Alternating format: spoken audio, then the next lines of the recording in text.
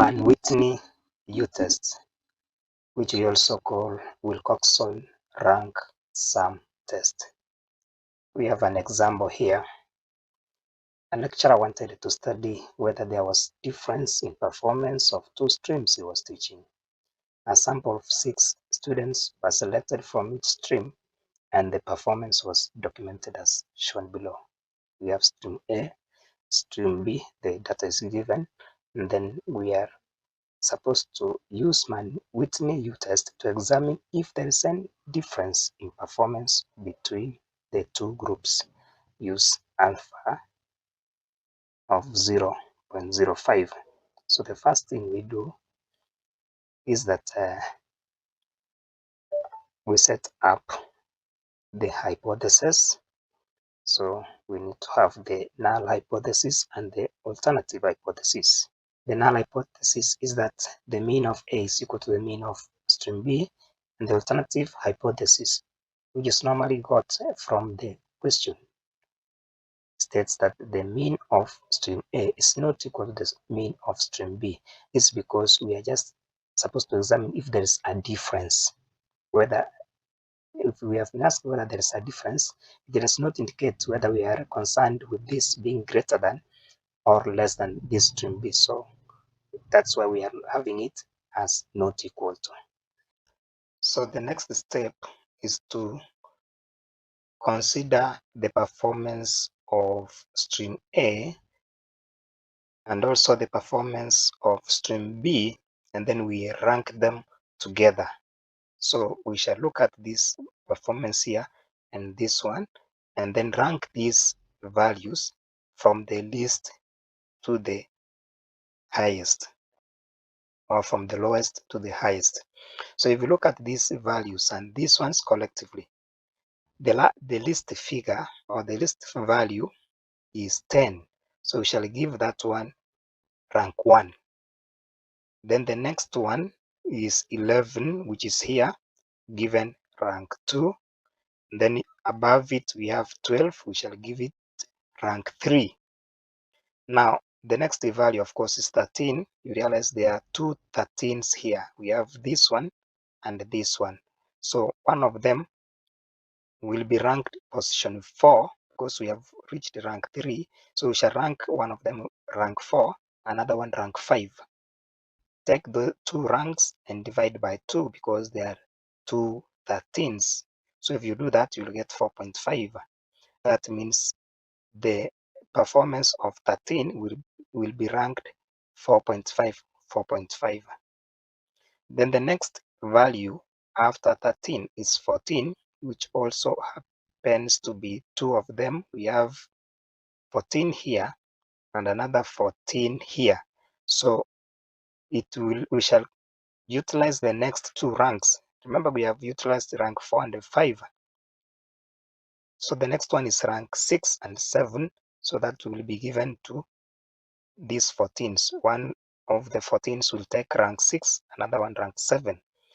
Take the two ranks, divide by 2 because there are two 14s, you'll get 6.5.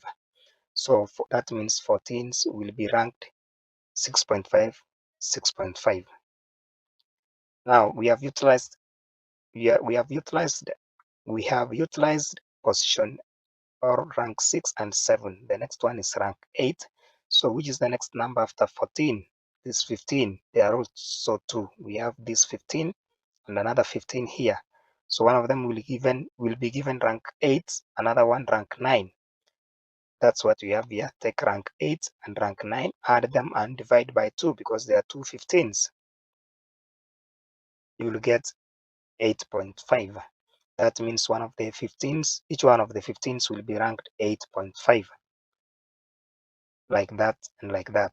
We have utilized rank 8 and 9. The next rank is 10 given to the next number, which is 16. So 16 will take rank 10. Then we have 18 taking rank 11. And then lastly 19 being ranked 12. So that's how we do the ranking. After we have done that, let us get the sum of ranks for sample 1 and also the sum of the ranks for sample 2. So that will be For rank 1, if you add these ranks, you'll get 33.5. And if you add the ranks for stream B, you will get 44.5.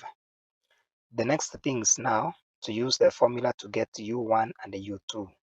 U1 is corresponding to the first sample and U2 corresponds to the second sample. So the formula is U1 is equal to N1, N2 plus N1 into N1 plus 1 over 2 minus the sum of the first rank, the rank of the first sample. So that is equal to 6 times 6 because the first sample has 6 values, 1, 2, 3, 4, 5, 6. So our N1 is 6. And remember, N2 also has 1, 2, 3, 4, 5, 6. So N2 is also 6. So we shall have N1 times N2 being 6 times 6 plus N1, which is 6 into 6 plus 1, divided by 2 minus the sum of rank 1, which we had as 33.5. If you calculate that, you will get the answer being 23.5. Then you also do for U2 the same way, and we shall have N1 and N2 being the same values we had here. Then N1 into N1 plus 1 over 2 is the same as what we have up here, but what will change is the sum of rank 2, which we got to be 44.5. So if you simplify that, you will get the answer being 12.5. Now, after you have gotten that answer, the answers for U1 and U2, we need to select or to choose the least of the two. Remember, U1 gave us 23.5. U2 has given us 12.5. So the test statistic will be the smaller of those two, which is actually 12.5. So that's our test statistic.